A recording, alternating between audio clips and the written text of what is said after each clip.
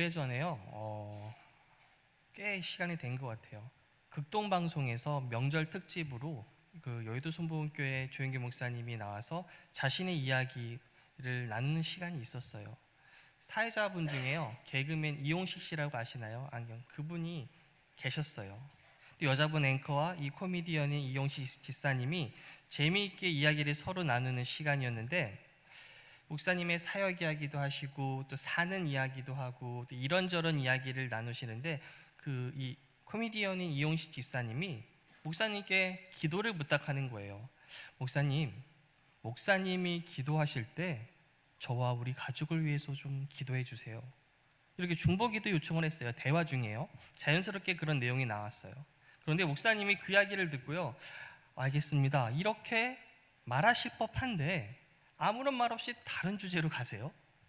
또 이야기를 나누다 중간에 이용식 집사님이 목사님께 대답을 듣고 싶었나 봐요. 그래서 다시 부탁드려요. 저를 위해서 목사님 기도하실 때 좀 중보기도 부탁드립니다. 또 대답을 안 해요. 이용식 집사님도 포기하지 않고 다시 또 부탁을 하는데 그래도 대답을 안 하셨던 기억이 제가 나요. 제가 그 모습이 정말 인상이 깊어서 아직까지도 기억을 하나 봐요. 목사님이 대답을 안 한 건 말에 대해서 신중하신 분이라는 느낌이 있었어요. 빈말로라도 기도할게요 하는 게 아니라 정말 내가 기도한다고 말한다면 그건 꼭 해야 하는 책임이 있기 때문에 함부로 대답하지 않는 느낌이었어요. 제가 그 인터뷰를 다시 한번 찾아보려고 애썼는데 너무 오래전이라서 그런지 못 찾았어요. 여러분 한번 생각해 보세요. 왜 이용식 집사님은 계속 기도를 요청했을까요? 그것도 요청을 하는데도 대답이 없으면 내가 무안해서라도 포기할 만한데 왜 계속 요청했을까요? 이런 마음 아니었을까요? 지금 내 앞에 있는 이분은 70만 명 이상의 성도가 다니는 교회의 목사님이고 이분의 기도로 막 기적이 막 일어난다고 하니까 그런 분이 나를 위해 기도한다면 하나님이 그 기도는 잘 들어주지 않을까? 나도 기도는 하는데 나보다 저분의 기도를 더 잘 들어줄 것 같아. 이런 마음 아니었을까요? 제가 그 마음을 잘 알아요. 예전에 아버지가 아프실 때 제가 세계적인 사역자분들에게 기도를 요청하고 싶은 마음이 있었어요. 외국에 있는 유명한 신유 사역자들, 또 우리나라에 있는 유명한 신유 사역자들 제가 직접 찾아갈 수는 없었기 때문에 편지를 썼어요. 이메일로도 쓰고요. 저는 한국에 사는 누구누구입니다. 저의 사항을 이렇게 설명을 하고 당신이 기도할 때 혹시 저희 아버지를 위해서도 기도해 주세요. 부탁드릴게요. 감사하게도 답장을 주는 거예요. 내가 기도할 때 너희 아버지를 위해 기도할게. 그리고 나에게 기도 팀들이 있는데 그 팀들도 너희 아버지를 위해 기도할 거야. 지금 생각해도 너무 감사해요. 아무것도 아닌 저를 위해 그렇게 답장까지 줬다는 게요. 제가 그 당시 그분들에게 편지를 통해 기도를 부탁한 이유는 간단해요. 내 기도보다는 저분들의 기도는 잘 들어주지 않을까? 이 마음이었어요. 아무것도 아닌 나보다는 수백, 수천, 수만 명을 예수님께 인도한 분이라고 하니까 저분의 기도는 하나님이 더 잘 들어줄 것 같은 거예요. 많은 병자들을 치유했다고 하니까, 기적이 막 넘치게 일어난다고 하니까 저 사역자가 기도해주면 응답이 받을 것 같은 거예요. 나보다는 훨씬 주님께 헌신하고 희생한 저분의 기도는 나보단 낫겠지, 그 생각이었어요. 여러분 그런 마음 없으세요? 제가 지금 사역자에게 기도 요청하고 서로에게 기도를 요청하는 걸 지금 부정적으로 말하는 게 절대 아니에요. 다만 저는 그 기도를 요청하거나 부탁할 때에 그 마음의 중심을 한번 보셨으면 좋겠어요. 내가 기도할 때보다는 저 사람이 기도하면 더 응답해 주지 않을까, 하나님이? 나보다는 저 사람이 더 신실하고 더 괜찮은 성도니까 저 사람의 기도는 하나님이 응답하실 것 같아. 이런 마음이 있는 건 아닌지 한번 점검하셨으면 좋겠어요. 오늘은 그래서요, 하나님은 우리의 기도를 받으십니다 라는 제목으로 말씀 나누려고 합니다. 먼저 오늘의 본문을 한번 읽어볼게요. 출애굽기 28장 35절부터 38절까지 우리 한번 다 같이 읽어보겠습니다. 읽겠습니다. 시작. 아론이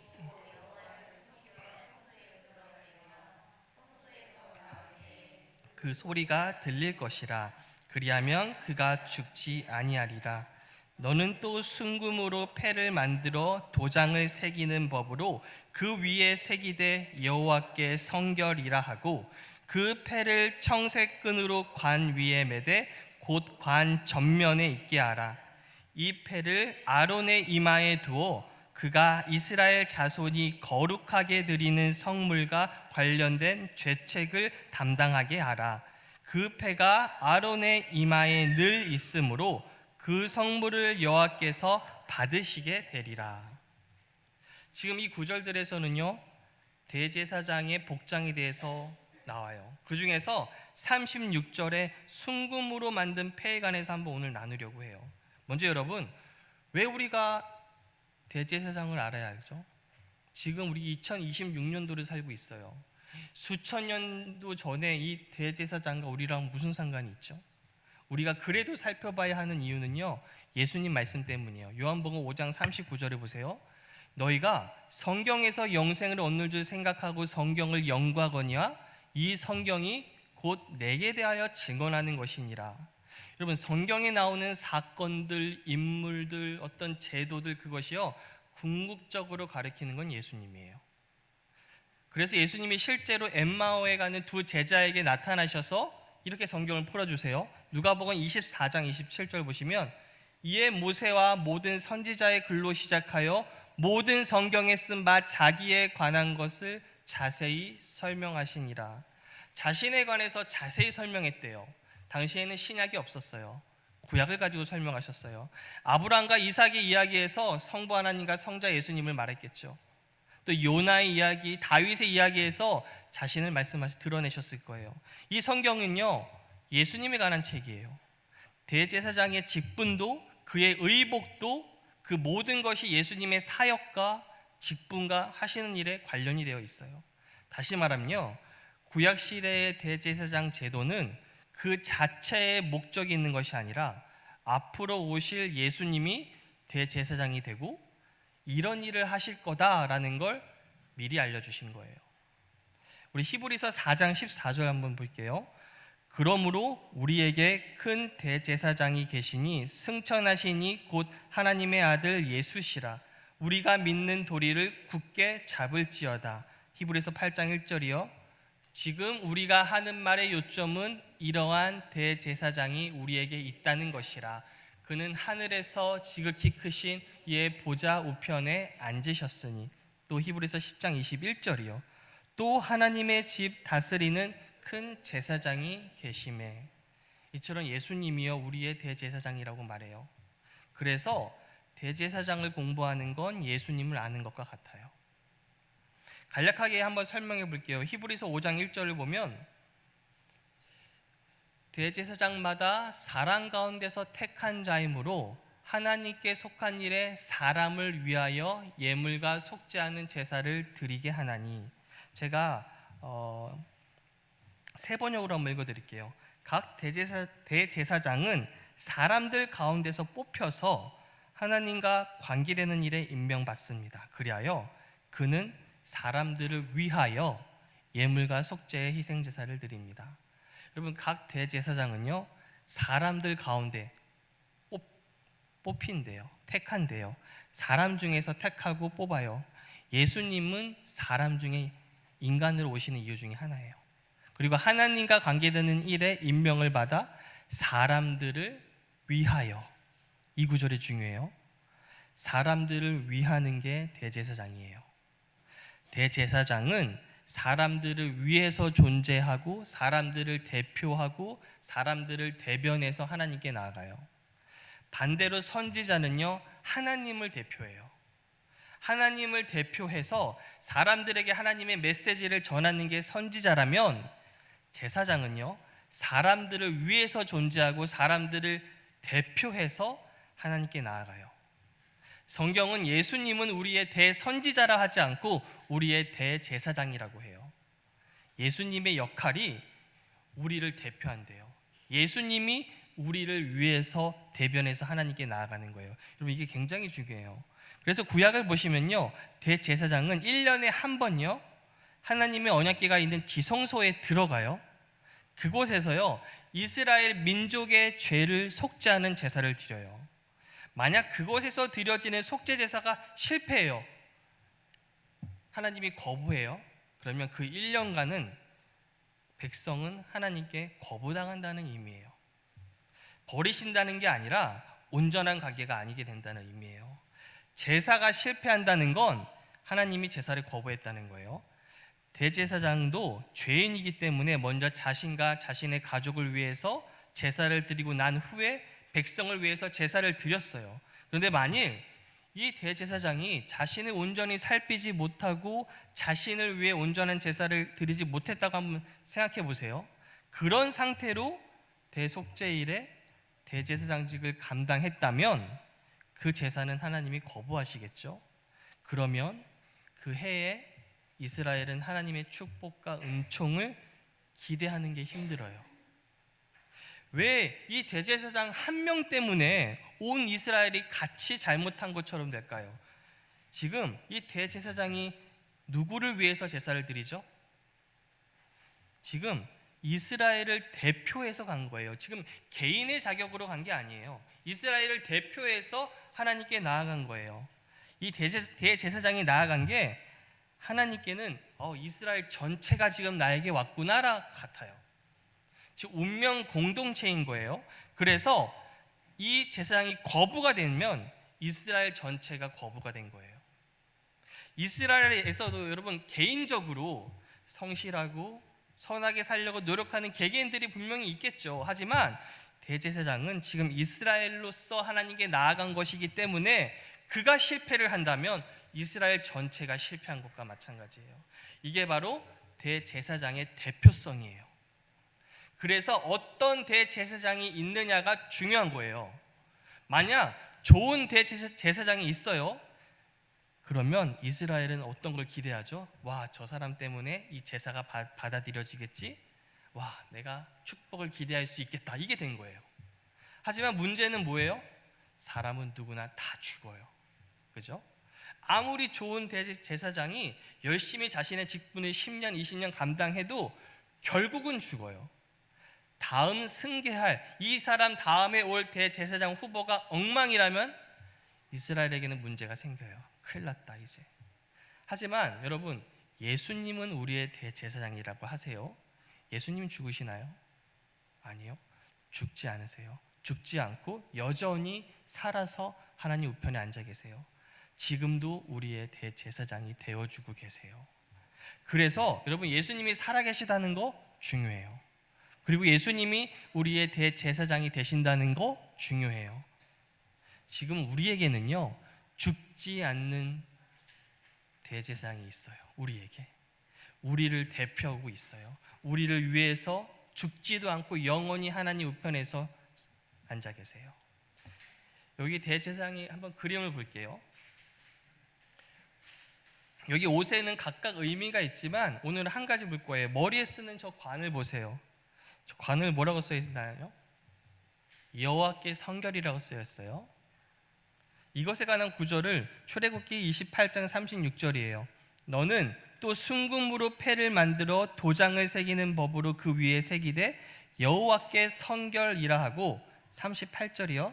이 패를 아론의 이마에 두어 그가 이스라엘 자손이 거룩하게 드리는 성물과 관련된 죄책을 담당하게 하라. 그 패가 아론의 이마에 늘 있으므로 그 성물을 여호와께서 받으시게 되리라. 여러분, 주목해야 될 단어가요, 성물과 관련된 죄책이래요. 그리고 저 패가 이 제사장의 이마에 있을 동안에는 늘 있기 때문에 성물과 관련된 죄책이 담당이 된다는 거예요. 그리고 나서 하나님이 우리의 성물을 받으신대요. 여러분, 이게 무슨 뜻인지 아세요? 성물은요, 하나님께 드리는 거예요. 지금 자손이 거룩하게 드리는 나쁜 것에 관련된 죄책이 아니에요. 성물이라는 건 거룩하고 하나님께 구별된 거예요. 성물은 코데심이란 단어로 거룩함, 성별됨, 코데시의 복수 형태예요. 하나님께 드리는 제물들, 하나님께 드리는 그 예물들, 너희들이 갖고 오는 것들, 하나님을 위해서 특별히 내가 구별해 드리는 것인데, 그런 성물에조차도 죄책이 있다는 거예요. 하나님께 드리는 것 가운데도 죄책이 있대요. 여러분, 우리가 하나님이 우리를 보실 때 우리가 하나님께 드리는 것 가운데 100% 선하고 거룩하고 깨끗한 게 있을 것 같으세요? 우리가 드리는 이 예배에도요, 우리가 드리는 기도, 우리가 드리는 순종에도요, 100% 순종하고 순수하고 깨끗한 건 없어요. 하나님께 드리는 순종에도요, 100% 주님을 위한 순종이 아닐 때도 있어요. 이 순종을 통해서요, 은근히 내가 주님께 점수도 따고 싶고요, 무언가 응답받고 싶은 마음도 생겨요. 이걸 통해서 하나님이 날 기억해 주겠지? 처음에는 내가 순수하게만 봉사를 해요. 하다가도요, 시간이 지나면요, 타성이 젖어요. 하나님을 위해서 내가 시간을 구별해서 기도를 할 때마다 내 욕심도 들어가요. 그의 나라와 그의 의를 구하는 기도를 하는 동안에도요, 내 중심성이 기도 안에 들어가요. 가장 거룩해 보이는 일 가운데도 우리의 마음과 생각과 동기가 온전치 못할 수가 있어요. 그런데 이 패가요, 아론의 이마에, 대제사장의 이마에 두면 여호와께서 내가 너의 그것들 다 받아줄 거야, 그 뜻이에요. 하나님께 드리는 거룩하고 구별된 것들을 받아주신대요. 이마는 사람을 볼 때 가장 두드러지게 보이는 곳이죠. 하나님이 대제사장을 보실 때 그의 이마를 그의 금패를 보신대요. 대제사장 되시는 예수님이 언제나 하나님 앞에 계실 때 성결하고 거룩하다, 그분이 거룩하고 성결하다는 걸 의미해요. 그분이 거룩하고 성결하기 때문에 우리 걸 받으신대요. 이 말은요, 하나님이요, 더 이상 우리를 보시고 우리를 판단한다는 게 아니에요. 우리의 행위의 동기를 보면서 너 100% 동기가 지금 순수한 것 같지 않은데? 너 예배 드리러 온 것 같은데 너 지금 억지로 온 거 아니야? 네, 그렇게 순수하지 못하면 거부하거나 그러지 않으신대요. 우리가 드리는 행위나 헌신이 완벽하고 깨끗해서 받는 것이 아니라 저와 여러분을 대표하는 예수님이 언제나 성결하고 언제나 거룩하기 때문에 우리를 받아주시고요, 우리가 드리는 것들을 받아주신대요. 이게 좋은 소식이에요. 이게 복음인 거예요. 지금 이 순간에도 예수님이 대제사장으로서 하나님 앞에서 우리를 대표하고 계세요. 우리가 드리는 성물들, 우리가 드리는 시간들, 우리가 드리는 기도들, 우리가 드리는 예배, 헌금, 그 모든 것에는 죄책이 여전히 있어요. 100% 완벽할 수는 없어요. 그래도 예수님이 이마에 있는 그 금패가 우리가 드리는 것들의 죄책을 대신 담당해 준대요. 저는 예전에 이걸 몰랐어요. 그래서 많은 사람들을 제가 찾아다닌 거죠. 집회를 찾아가고 유명한 사람들이란 사람을 다 찾아가서 그 사람들한테 기도받고 싶었어요. 왜냐하면 나는 안 될 것 같아요. 내 기도보다는 저 사람 기도를 더 들어줄 것 같아요.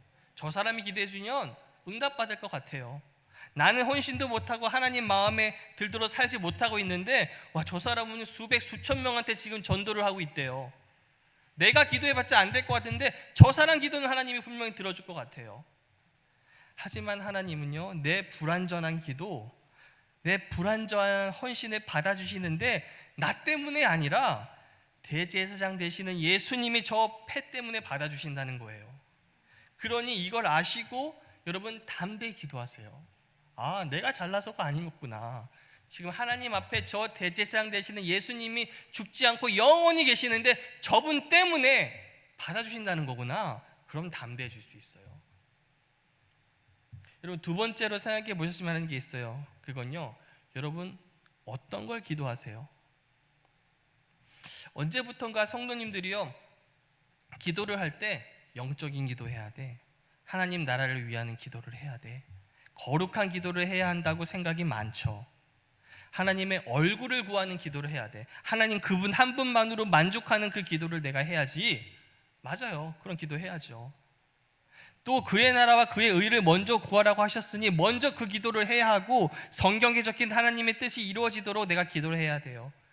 그런데요, 여러분, 우리에게는 그런 기도 제목만 있진 않잖아요. 아이들이 커가면 평수 넓은 집으로 이사 가고 싶잖아요. 아니, 아이들과 상관없이 조금 넓은 집도 가고 싶잖아요. 지금보다 좀 더 출퇴근이 편하게 더 승차감 좋은 차 타고 싶잖아요. 지금 받는 월급이 부족해서 2, 300은 더 받았으면 좋겠잖아요. 아니, 너무 작죠? 500 이상, 1000 이상 받았으면 좋겠잖아요. 취미생활 할 수 있게 엑스트라 머니, 돈 좀 있었으면 좋겠잖아요. 1년에 한두 번 여행 갈 수 있는 여유 있었으면 좋겠어요. 여러분, 그거 구하는 기도 혹시 하세요? 물론 지금 주어진 환경에 자족하고 감사하는 마음을 가져야죠. 그건 기본이에요. 그렇게 자족하고 감사하지만 그래도 좀 더 나은 환경 위해서 기도하시나요? 하나님 앞에 내가 이거 구해도 되나? 이거 달라고 해도 되나? 너무 내가 욕심 부리는 거 아닌가? 이 기도하면 왠지 세상적인 크리스천 같은데 그래도 되나? 하나님이 나 안 기뻐하면 어떡하지? 우리가요, 성숙한 그리스도인이 돼야 된다고 말해요. 하지만 이 성숙이라는 단어 때문에 너무나 많이 자기 검열을 해요. 자기 자신을 속여요. 그리고 정죄감에 빠지는 거 아세요? 야고보서 4장 3절을 볼게요. 구하여도 받지 못함은 정욕으로 쓰려고 잘못 구하기 때문이라. 특별히 이 구절을 가지고 앞서 말한 내가 원하는 것들, 그런 기도를 하는 것조차도 정죄감 가지고 어려워하는 분들이 많이 있죠. 마음에 걸리는 거예요. 내가 너무 세상적인 것 같고 너무 욕심 많은 것 같고 하나님과는 상관없고 하나님이 나 이거 기도한다고 안 기뻐할 것 같고. 여러분, 여기 정욕이라는 헬라어는요, 헤도네라는 단어로 쾌락주의의 어원이 되는 단어예요. 쉽게 말해서 개인만의 즐거움, 이기적인 유익을 구하는 아주 탐욕된 걸 말해요. 또 잘못 구한다는 건 카고스라는 단어인데 나쁜 동기라는 뜻이에요. 한번 생각해 보세요. 여러분이 구하는 게 그렇게 탐욕적이신가요? 여러분이 구하는 게 그렇게 나쁜 동기를 가지고 구하세요? 그게 아니라면 마음껏 구하세요. 하나님, 저 이거 원해요. 하나님, 저 이거 필요해요. 그렇게 마음껏 구해도요, 다 허락하지 않으실 때 있잖아요. 그죠? 안 주실 거 아니까 안 구해야지가 아니라요, 그럼에도 구하고 내 마음을 다 열어서 보여드리는 거예요. 하나님, 나 이거 갖고 싶은데요, 원하는데요. 그런 과정이 여러분에게 필요해요. 그런 과정을 통해서 인격적인 하나님이 우리의 마음을 만져요. 깨닫게 해주는 일들이 막 생겨요. 때론 지금 내가 정말로 간절히 원하던 게 참 아무것도 아니었네 라는 생각이 들게 만들어 주시기도 해요. 또 이건 절대 안 들어주실 것 같아, 이건 내 욕심 같아 하는 기도를 응답해 주실 때가 있어요. 그러면 예상치 못한 기쁨을 우리에게 주세요. 아, 내가 이거 내 욕심 같아서 안 구했는데 구하길 참 잘했네, 그런 생각이 들기도 해요. 그렇게 되기 위해서는 스스로 자기를 막 검열하는 것이 아니라 하나님께 모든 것 구하세요. 여러분, 욕심으로 구하면 안 되라는 것에 꽂혀가지고요, 내가 구하는 모든 것이 욕심처럼 느껴질 때가 있어요. 심지어 그럴 때가 있는데요, 그걸 깨부수는 방법은 미리 내 안에서 결론 내면 안 돼요. 이건 안 돼, 이건 괜찮아, 이건 잘못된 거야, 그렇게 하지 말고 하나님께 다 오픈하는 거예요. 그러면 하나님이 마음에 알려주세요. 그게 바로 하나님과 살아있는 관계를 누리는 방법이에요. 그리고 특별히 기도할 때 이 구절을 여러분 마음에 꼭 품으세요. 로마서 8장 32절이에요. 한번 다 읽어보겠습니다. 자기 아들을 아끼지 아니하시고 우리 모든 사람을 위하여 내주신 이가 어찌 그 아들과 함께 모든 것을 우리에게 주시지 아니하겠느냐. 하나님은요, 다른 누구보다 예수님을 가장 사랑하고 아끼세요. 그런 예수님을요, 아끼지 않았대요. 여러분, 이 구절을 묵상하실 때 단어 하나하나를 한번 생각해 보세요. 너무나도 귀해요. 자기 아들, 나한테 아들이 있는데 우리 아들과 한번 대입해 보는 거예요. 그 아들을 아끼지 아니하셨구나, 그 마음 가지고 묵상을 하는 거예요. 그리고 우리 모든 사람, 나를 집어넣으세요. 나 금만이를 위해서 내주신 이가 어찌 그 아들과 함께 모든 거, 그 아들보다 못한 그 모든 거를 우리에게 주지 않을까? 지금 이 성경을 기록하신 성령님이요, 우리에게 마음을 너희들 한번 논리적으로 생각해봐. 우리에게 지금 말씀하시는 거예요. 가장 아끼는 가장 소중한 아들도 주신 그 하나님이 너한테 뭘 아끼겠니? 그보다 아들보다 귀한 게 있니? 아들보다 귀한 건 없어. 근데 그 아들을 아끼지 아니하셨는데 그보다 못한 것들을 너한테 왜 아끼실 것 같니? 그 말씀이에요. 여러분, 하나님에 대한 이미지를 바꾸셔야 돼요. 아끼지 않는 하나님, 주는 걸 기뻐하는 하나님, 그게 내 하나님 아버지다. 그런 하나님에 대한 의식을 가지고 기도하면 내가 구하는 게 이루어지지 않아도 어떤 마음이 드는지 아세요? 하나님이 더 좋은 거 주려나? 아들을 아끼지 않는 하나님이 얼마나 더 좋게 해주려고, 얼마나 더 좋은 거 주려고 지금 응답 안 하실까? 지금 기다리라고 하시는 걸까? 얼마나 더 좋게 해주시려고 이런 반응이 나오게 돼요. 이게 바로 건강한 하나님께 사랑받는 자녀의 반응인 거예요. 이제 말씀 마치려고 합니다. 저는요, 여러분이 이 복음, 기쁜 소식 안에서 자유하셨으면 좋겠어요. 우리 대제사장 되시는 예수님으로 인해서 내 기도를 들으시는구나, 받으시는구나, 그런 하나님 아버지가 계시는구나, 그걸 아셔야 돼요.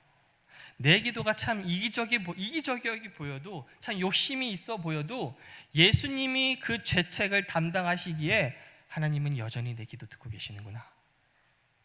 또 내가 최선을 다해서 예배를 드렸기 때문에 하나님이 내 예배를 받으시는 것이 아니라 내가 최선을 다해도 여전히 흠이 있을 수밖에 없는 내 예배의 그 죄책을 예수님이 지금도 담당해주고 있구나.